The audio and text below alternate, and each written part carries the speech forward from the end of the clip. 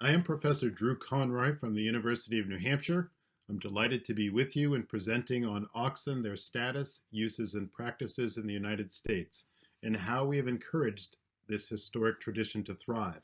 There'll be three parts of my presentation. One will be a little bit of the history of oxen being used in the United States. Two will be why we have been able to continue this tradition over the decades. And three, I'm going to share the results of a recent survey of ox teamsters in the USA. Beyond academics, I have been working with oxen for 45 years. I've conducted research in 10 different countries and use oxen on my own farm to this day. I love this quote because I think it really summarizes the importance of oxen around the world. If it weren't for the ox, we would not be where we are.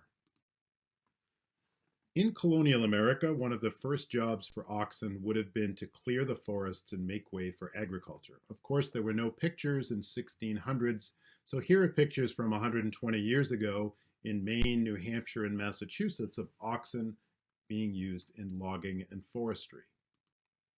Oxen were used to move everything on land that could be moved, and in fact, they often did it in conditions that horses would not have tolerated, such as these military armaments through the mountains.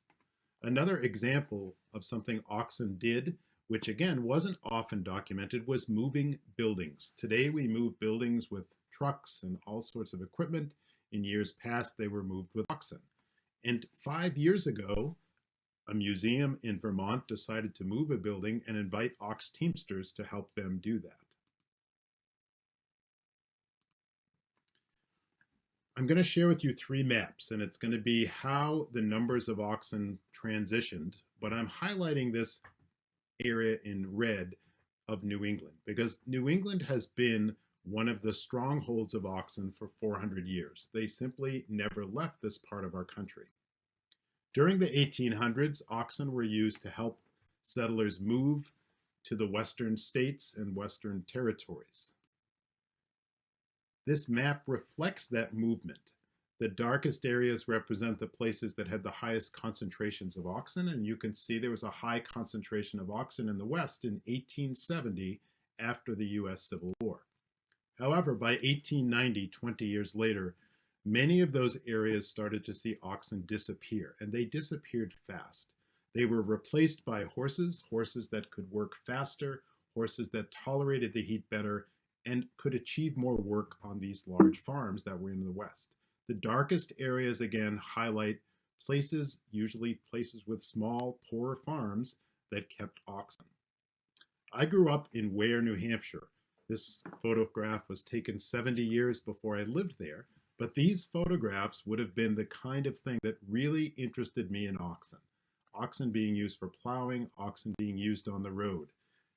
This picture in particular I want to highlight is the use of something we call a slide yoke. The slide yoke was one that was used by teamsters primarily for road work, and it allowed the oxen to move back and forth, in and out, away from each other at an equal distance. Oxen remained on the small farms in New England until the 1940s. I know this because of some photographs, but more so because I talked to farmers who lived through this transition and talked about how on small farms that didn't have a lot of money, oxen were the animal of choice. Beyond this, why did oxen remain in the Northeast USA after the 1940s? I believe that has to do with agricultural fairs and agricultural shows that featured oxen.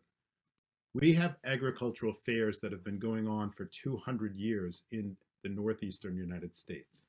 These fairs once featured oxen that were brought from the farm to compete against other farmers, but today oxen are kept primarily for fun, much like horses are kept in many parts of the world. Horses are an animal that people don't necessarily need for transportation, but they keep them and they use them in competition. This Freiburg Fair is the largest fair that exhibits oxen, and they had 159 teams in 2017. Another unique characteristic about New England is that we have a culture of children training oxen, basically playing with the animals and getting them ready for work and getting them ready to respond to a teamster. This cultural tradition continues today. I took these pictures and videos just recently. Now on to my survey. During the months of February and March 2021, I surveyed ox teamsters across the United States. I did this via social media, Facebook, and email. I used a program called Qualtrics, where in about 5 minutes people could enter their data.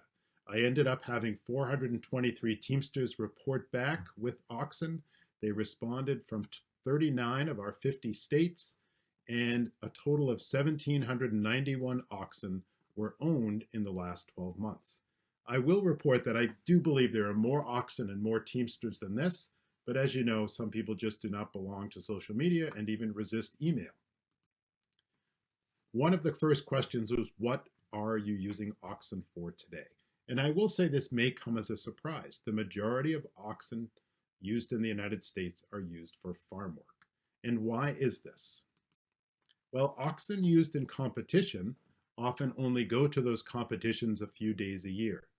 However, the animals must be trained, and the best training for animals is to use them for real work. So 19.7% of teamsters reported using oxen for farm work. Parades and exhibitions ranked as the second highest use, basically getting your animals out in the public and kind of showing them off. 16.5% of teamsters reported using their oxen for this. The third most common use of oxen was logging, with 14.6% of teamsters. And again, the majority of oxen in the United States are in the Northeast, and it is a heavily forested area. So even myself, I probably use oxen for logging more than any other activity. Come on, boys. Up.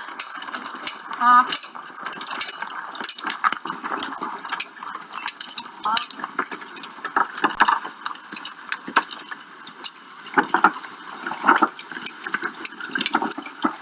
So working oxen in the forest does help prepare them for competition and help train them. Not everyone has a setup like that particular logging arch, but that was a nice one. The fourth highest use of oxen was just using them for fun.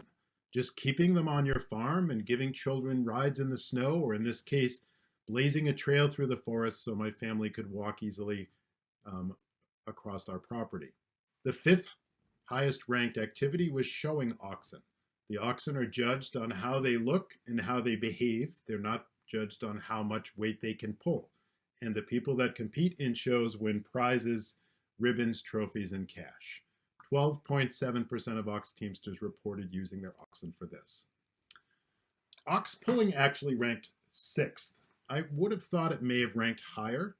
And this is one of those activities that has been going on continuously for hundreds of years. I do believe it's one of the activities that have kept oxen and the tradition of using them alive and well in the United States. We use the bow or neck yoke in the United States, and I talk about this yoke a lot, written about it. It really is a little bit different than the yokes that are used in other parts of the world, the head yoke and the withers yoke, and it works quite well. I will say 11% of the people who did my survey reported using their oxen in competition. The 7th ranked activity was using oxen at living history farms. And I say using them because many living history farms invite ox teamsters like myself to bring my oxen and show off historic skills. The other thing about living history farms in the United States is they often become the customers for someone like myself. I have many times sold teams of oxen that were well trained because I had used them in competition and used them on my farm to living history farms. Here's an example of a team with my son in one picture and the team at a living history farm in the other. Another example of Rex and Eli, a team of mine I had for 3 or 4 years. They ended up going across the United States to Colorado, where the US government bought them for a national historic site. 1.4% of ox teamsters said they have used their oxen in movies. It certainly has been something fun that I've done, not something I'd want to do all the time, but having oxen as a historic animal gives them value when they shoot historic movies. Beyond what people do with oxen, what breeds do they keep? Well, we keep all breeds of cattle for oxen. In order to show in New England, they must have horns, so we don't have polled cattle in our fairs and agricultural shows and pulling contests. But I surveyed Teamsters, and as you can see by this graph, the representation of breeds was very broad, and I will just highlight the most popular ones. The milking or dairy shorthorn was the most popular breed, with the Holstein Friesian ranking second. The Chianina, a newer breed to the New England scene, it's been here about 30 or 40 years. They ranked 9.6%, and they are most commonly seen in the pulling contests. And then Brown Swiss were ranked number 4. How do people learn how to work with oxen? Well, the majority of people learned from friends and acquaintances. I learned the same way. I learned from a man who lived nearby, and he worked oxen, and I used to just follow him around and learn from him. 14% of ox teamsters in the United States learned from family, again, a cultural tradition passed down through the generations. 10.4% learned from organizations related to oxen, and then about 10% of ox teamsters learned about training and working oxen in 4-H. 4-H deserves a little extra word here. 4-H ox competitions for children started over 50 years ago in New England. We have 6 or 7 states that have these kind of competitions for children where they learn how to train and work with oxen. Here I was back 50 years ago or more when I was first beginning in 4-H. What are other ways that people learned about oxen? Well, people learned 13% of them from books, 10% of them from the internet. There are many videos and other ways you can learn about oxen on the internet now. 8.5% learned about oxen from videos and DVDs. And finally, a few people learned about oxen and how to work with them from magazines. 6.1% learned how to work with oxen at hands-on workshops. I've been involved for 30 years in training people to use oxen at these kind of workshops. 2.7% of people said they learned how to work with oxen at living history farms. And I purposely put these 3 photos in here because actually a lot of the people in the photos are people from living history farms who came to workshops that I was involved in, training them to better use oxen. So again, the living history farm people in the United States often come to us in order to learn and improve their ox handling skills. This particular graph and this part of my survey was something I think that shows that we have something sustainable here in the United States. We have new teamsters that are just starting with oxen, doing it for the first year. We have other teamsters that have been doing it more than 40 or 50 years, such as my friend Mark in this picture. To me, this shows that we have a system that's going to sustain this tradition of oxen. I had 420 odd people participate in my survey. There are far more people than that that know how to train oxen, even if they don't keep them to this day. Another question was, how much do you work your oxen? And the results were all over the place. Okay, some people work them very little, maybe 1 hour per week. Other people more than 15 hours a week. The average, however, was about 1 hour per day or 7 hours a week, which is almost exactly what I tried to do with my own animals. What was the gender breakdown of ox teamsters in the United States? Well, 59% of the ox teamsters were men, 40% were women. Where did people get their equipment? A lot of people make their equipment. Some of them had it handed down to them from family. However, in the United States, we now have specific businesses and craftsmen who know that there's a market for selling ox yokes and other related equipment. Back to the culture of children training oxen. These are pictures of my son training some young animals, but part of my survey asked teamsters, at what age do you train your animals? And 57% of ox teamsters across the United States begin training when the animals are less than 2 months old. Some people train them older. I have done all of these here at different ages. It is much easier if you train the animals when they are young. The end, and I want to thank Klaus for the wonderful opportunity to have us come together and share some of our ideas and things that we do with oxen around the world.